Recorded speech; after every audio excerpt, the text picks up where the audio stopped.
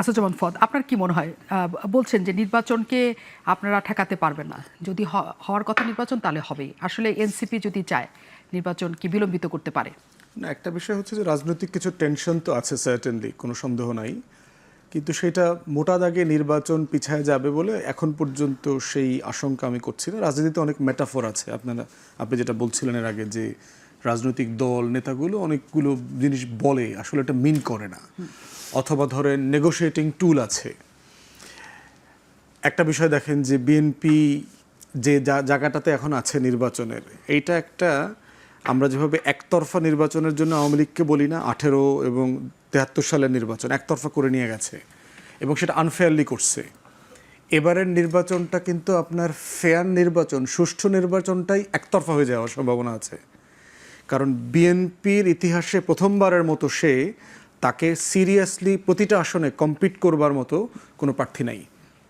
তো সেখানে আমি যেটা দেখলাম যে সব দল যদি একত্রিত হয়ে যায়, তারপরও বিএনপির এগেনস্টে 100 প্রার্থী দেওয়া সিরিয়াসলি ডিফিকাল্ট হবে। বিএনপির সবচেয়ে বড় চ্যালেঞ্জ হবে বিএনপি নিজে, তার বিদ্রোহী প্রার্থী। প্রত্যেক আসনে আসনে সিরিয়াস 130-35টা আসনে সিরিয়াস বিদ্রোহী প্রার্থী আছে, এবং যারা ইকুয়ালি স্ট্রং, দুজনের মতো করে আর কি, লড়বার মতো। তাহলে সেই রকম একটা একতরফা সুষ্ঠু নির্বাচন কি বিএনপির জন্য সম্মানজনক হবে কিনা? যে আপনি ফাঁকা মাঠে গোল দিয়েছেন, কেউ ছিল না, 280 সিট পেয়ে গেলেন হুট করে, এটা বিএনপির কোনো দোষ না, but this is a reality, এটা হওয়ার সম্ভাবনা আছে। সেখানে আবার দেখেন যে জুলাই সনদ বাস্তবায়ন নিয়ে কিন্তু দলগুলোর ভিতরে সিরিয়াস ইস্যুজ আছে, যে আমরা এগুলো একমত হয়েছি, বাস্তবায়ন কিভাবে হবে। বাস্তবায়নের ব্যাপারে কমিশন যেটা প্রস্তাব করেছে, এটা আসলে বিএনপির প্রস্তাব।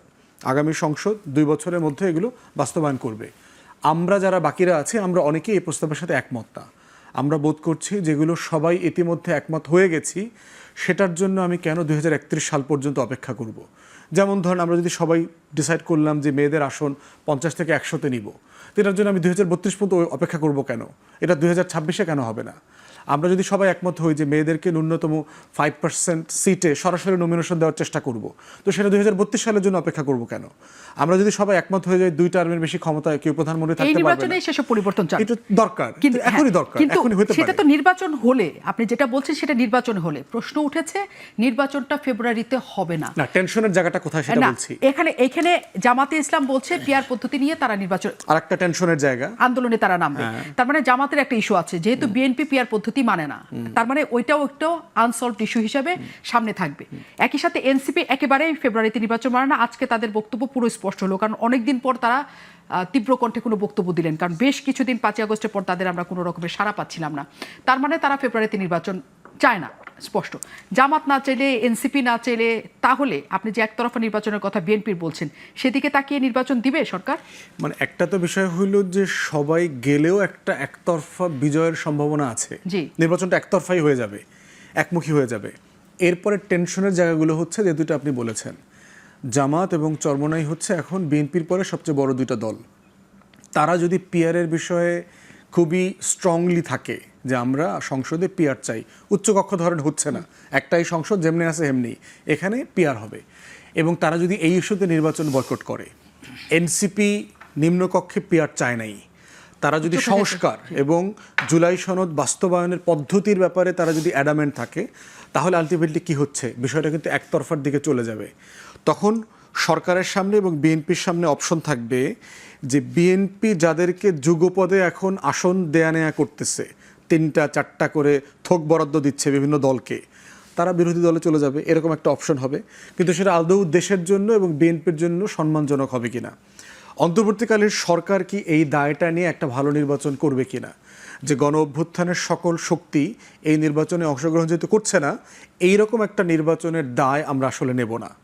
তখন এমন হইতে পারে, প্রফেসর ইউনূস কিন্তু বেশ কয়েকবার দায়িত্ব ছেড়ে দেওয়ার জন্য উদ্যোগ নিয়েছিলেন, উনি হয়তো দায়িত্ব ছেড়ে দিতে পারেন, নির্বাচনকালীন একটা সরকার করে দিয়ে উনি আসলে বিদায় নিয়ে চলে যাবেন।